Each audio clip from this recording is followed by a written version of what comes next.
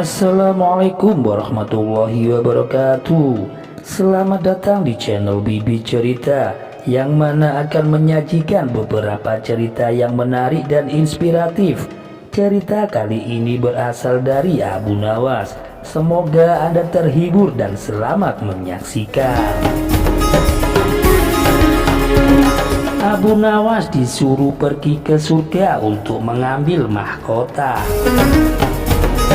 Cerita ini berawal tatkala Baginda Raja tiba-tiba ingin menyamar menjadi rakyat jelata.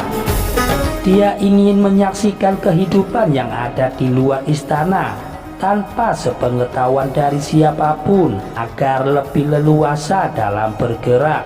Sang Baginda Raja ingin berusukan secara rahasia tanpa gembar-gembor, karena ini bukan untuk pencitraan. Setelah beliau yakin tidak ada seorang pun yang mengenalinya, Baginda Raja pun mulai keluar dari istana dengan pakaian yang amat sederhana, layaknya seperti rakyat jelata pada umumnya. Di dalam sebuah perkampungan, beliau melihat beberapa orang yang sedang berkumpul. Setelah Baginda Raja mendekat, ternyata ada seorang ulama sedang menyampaikan kuliah tentang alam barzah.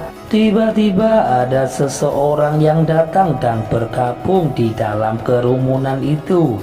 Ia pun bertanya kepada ulama tersebut, "Kami menyaksikan orang kafir pada suatu waktu dan mengintip kuburnya, tetapi kami tiada satu pun mendengar mereka berteriak, dan tidak pula kami melihat penyiksaan yang katanya sedang dialaminya. Maka bagaimanakah caranya membenarkan sesuatu yang tidak sesuai dengan yang dilihat mata?"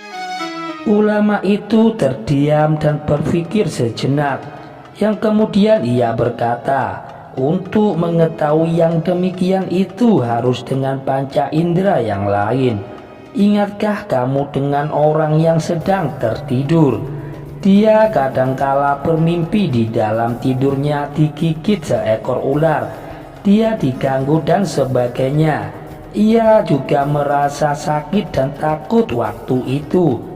Bahkan keringatnya bercucuran pada keningnya. Ia merasakan hal yang semacam itu seperti ketika tidak tidur. Sedangkan engkau yang duduk di dekatnya menyaksikan keadaannya, seolah-olah tidak terjadi apa-apa. Padahal apa yang dilihat serta dialaminya adalah dikelilingi oleh ular-ular. Maka jika masalah mimpi saja yang remeh sudah tidak mampu mata lahir untuk melihatnya, mungkinkah engkau bisa melihat apa yang terjadi di alam barzah sana?" Mendengar penjelasan dari ulama tersebut membuat Baginda Raja merasa terkesan. Beliau masih ikut mendengarkan kajian itu. Kini ulama tersebut melanjutkan ceramahnya tentang akhirat. Dikatakan pula bahwa di surga tersedia hal-hal yang amat disukai oleh nafsu, termasuk benda-benda, yang mana salah satu benda-benda itu adalah mahkota yang amat luar biasa keindahannya. Tidak ada yang lebih indah dari barang-barang di surga, karena barang-barang itu tercipta dari cahaya. Begitu indahnya, maka satu mahkota jauh lebih bagus dari dunia beserta isinya. Baginda Raja semakin terkesan. Beliau akhirnya pulang kembali ke istana. Baginda sudah tidak sabar ingin menguji kemampuan dari Abu Nawas. Maka dipanggillah sosok cerdik itu. Setelah Abu Nawas menghadap, Baginda bersabda, "Aku menginginkan engkau sekarang juga berangkat ke surga, yang kemudian bawakan aku sebuah mahkota surga yang katanya tercipta dari cahaya itu. Apakah engkau sanggup, wahai Abu Nawas?" "Sanggup, Baginda Raja yang mulia," kata Abu Nawas, langsung menyanggupi tugas yang mustahil untuk dilaksanakan itu. Tetapi Baginda harus menyanggupi pula satu syarat yang akan hamba ajukan kelak. Sebutkan syarat itu, kata Baginda Raja. Hamba mohon Baginda Raja menyediakan pintunya agar hamba bisa untuk memasukinya. Pintu apa? Tanya Baginda belum juga mengerti. Pintu alam akhirat, jawab dari Abu Nawas. Apa itu Abu Nawas? Kiamat wahai Baginda Raja yang mulia, jawab Abu Nawas. Masing-masing dari alam mempunyai pintu. Pintu alam dunia adalah liang peranakan dari seorang ibu. Pintu alam barzah adalah kematian. Dan pintu alam akhirat adalah kiamat. Surga berada di alam akhirat. Bila Baginda masih tetap menghendaki hamba untuk mengambilkan sebuah mahkota di surga, maka dunia ini harus kiamat terlebih dahulu. Abu Nawas mulai menjelaskan.